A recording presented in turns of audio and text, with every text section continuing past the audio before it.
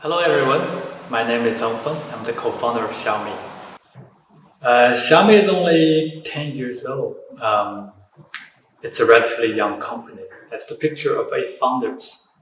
I'm the one in the yellow t-shirt, and you can see I have much more hairs than today. So today I'll just share some stories and thoughts from the past 10 years of Xiaomi's operations. I think the most important thing Xiaomi did right is we put a lot of emphasis on be friends with our users.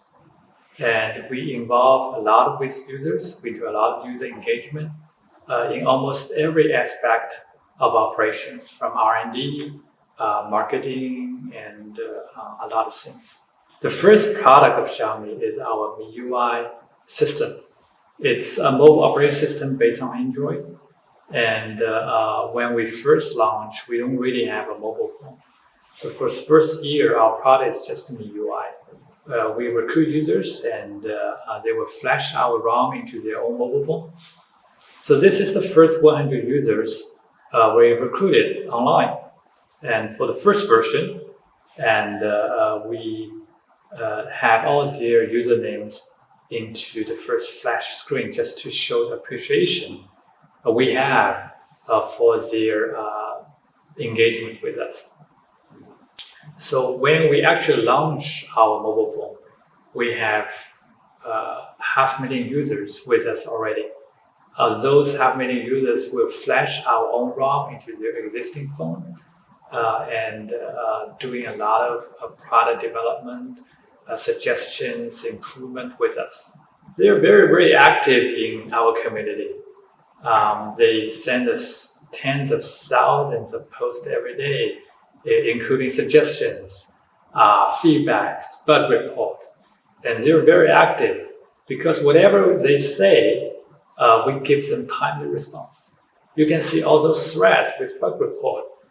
We have a status at the end of this every subject. It's either replied, solved, or recorded, or need further information. And it's not just customer contact team. We don't really have a customer contact team. Everybody is a contact team, engineers, management, and you can see like in each thread, a lot of the users, our own engineers is interacting with users directly on all issues. And sometimes when we are deciding on the features, we have some different approach. We ask users to vote on the solutions or give us some, their thoughts, and we're integrating their thoughts into our product. And sometimes the users is sending us a very comprehensive product definition document (PDD), and pages and pages, very comprehensive and very professional. And a lot of time I'm joking with my own product team. The users' PDD sometimes it's much more professional than my own PM, which shows they are really dedicating their time and working with us. And we are updating our system every week. Every week we'll push out a new version. And for every new version, we'll list a few key features, and the users will vote on which features they love the most, and the engineering team responsible for that feature will get an internal popcorn reward.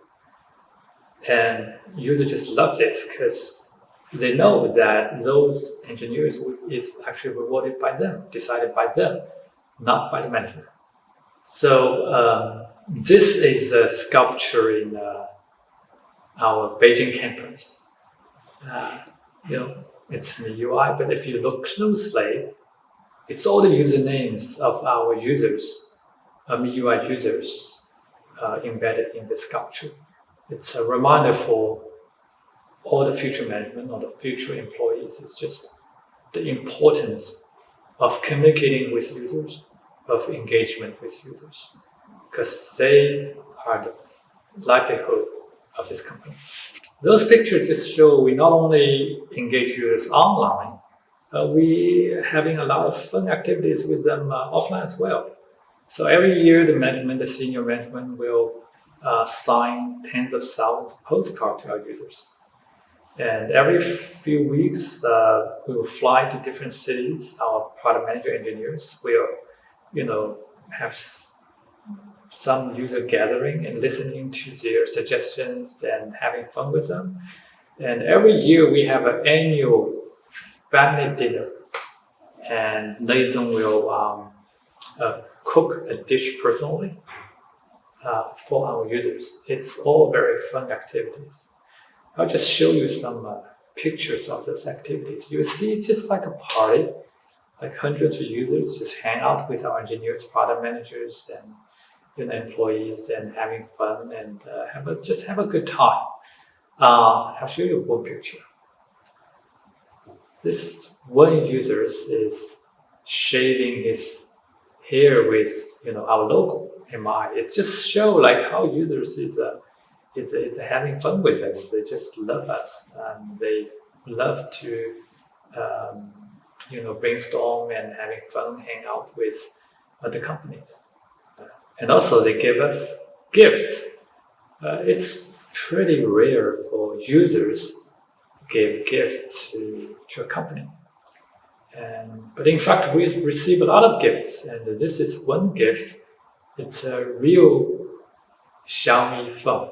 This is the phone made by one user. It took her 1 week to glue all these minutes together. That's the real Xiaomi. It's a real Xiaomi phone, and we are really honored and touched to receive gifts from users who spend very, very long time. It just shows their love for the company, and we're really, really, really touched. So the second thing I found for the past few years with Xiaomi is a lot of innovations is coming from cross-industry brainstorm. Okay, we invested a lot of consumer appliance startups, and the teams consist of people from the original traditional industry, and also people from internet, people from software, people from a mobile phone industry as well. So a lot of innovative features actually coming from people from different fields, and they can bring in different perspectives. I'll give a few examples. This is like a rice cooker.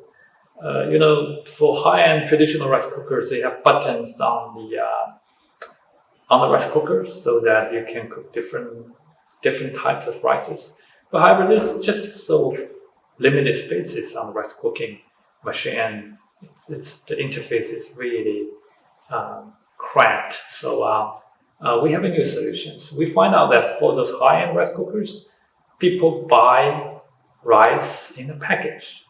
So we build a database of all the barcode of those rice packages, and we collect thousands of such options. So whenever a user bought their rice, they can just scan it on our rice cooker apps. So we automatically know what kind of rice they're trying to cook, and we just download the temperature curve algorithm into the rice cooking machine, and we'll just cook accordingly. And this is the curve. This is for each different rice. It has different heating solutions, different curves. However, the user also can adjust it in the app with a slide. So it's they want it a little bit softer, a little bit harder. You can adjust it just in your app. It's very fun. And also can submit their own solutions if they feel their rice cooking solution is better than official versions.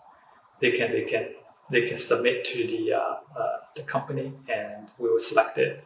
It's again user engagement. So air conditioner is another example. First is we have a temperature monitor devices where you can associate with the air conditioner, and you can put it on the spot that you consider most important, because the room temperature is not average. And the traditional air conditioner collects their temperature from the controlling module. It's usually closer to the door, where in most cases it's not really important in that position. So that's one thing I think is important.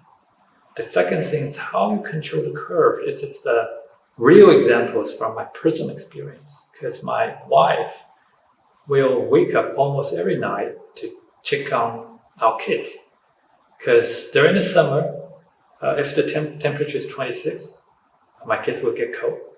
27, they will get some rash on their skin because it's too hot. And so it's very hard to to maintain how the proper temperature for the time being. However, in our air conditioner, you can control very precisely the temperature for each time period.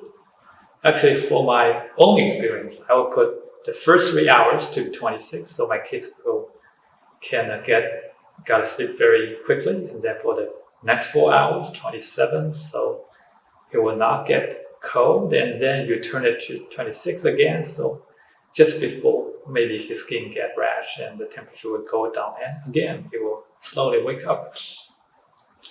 So my wife is actually very satisfied with that, so it's a happy news. And also we're also finding a lot of air conditioners now have the feature you can turn on it before you go back home, which is cool. However, we do it further in a way that we are combining with your mobile phone. So if we sense that you are getting closer within certain distance with your home, it will automatically turn on. It's something you can set, and it's very, very convenient. We're also integrating different, smart devices together. This is like a smart doorbell. So, for traditional doorbells, even you have a screen, you need to go to your door to see what's going on. However, if in our TV integrated solutions, the smart doorbell will send the image directly to your TV, so that you can talk to the guy on the door. You can even tell him just to leave the package on the door. You can pick up later. So it's all a lot of cool solutions. So that's all some examples of how we bring some interesting new features into this, traditional user scenario. It's just because the team have very different backgrounds, so we can think of some very interesting solutions, and it's been a very important success factor for Xiaomi. We are doing Fintech Business as well. I'm currently running the Fintech division. There's a lot of innovations that's coming out of this as well. It's also due to, the team is having different background, and we have a team in technology, in financial field, and we have a lot of new ideas. For the past 10 years, personal life has been digitalized extensively. So the financial solutions for personal is very mature. The payment, the credit service, and the face recognitions, and online account opening, it's been very mature, and everything become very, very convenient. And nowadays, it's the online mobile consumer financial services much more mature and comprehensive than 10 years ago. However, on the company side, on the SME side, the difference is not that much. However, I do feel for the next 10 years, a lot of things will happen because the 5G and industrial IoT device is ready, and the digitalization of the operation process is picking up. So I do believe in 10 years' time, the industrial will be digitalized as well. So Xiaomi is just as the technology platform. We will help to make this transformation faster, and we will use our strengths in IoT devices to capture a lot of real-time data from our industrial partners, and we'll combining all those data into data model where our financial institution partners have a much better time understanding. We just bridge the understanding from those two words and help the financial services to be much more accessible to the industry partners, and we help data from industry partners to be much more readable for our financial institution partners. I'll just give one example. This is just a typical mom and pop shop. They will get purchase mobile phone from us and in turn sell to end customers. They need capital to purchase phone from us. However, the financial institutions have a difficult time giving them credit line because they don't know if the money is really useful, get a mobile phone. The second, whether they can really sell it in time. And if they cannot sell, whether they can secure those phones as collaterals and everything. So we give them a solution. We have those digital storage systems. So whenever we put a phone into the storage, it will recognize what kind of phone it is with the barcode. And whenever they sell the phone to end customers, the drawer will automatically pop up and they can get the phone out of it. So in all time, all the phone will be securely stored in this facility. And our financial partners will always know how many phones are actually in there, what's the dollar value of all those merchandises within the storage system. So which in turn, they can give a credit line to our mom and pop shops. This is just one simple example. We have many more interesting examples of how we can convert data into a credit model for industry partners. So many things will happen when many new data become available. So that's my sharing today. Thanks everybody for listening. Thank you.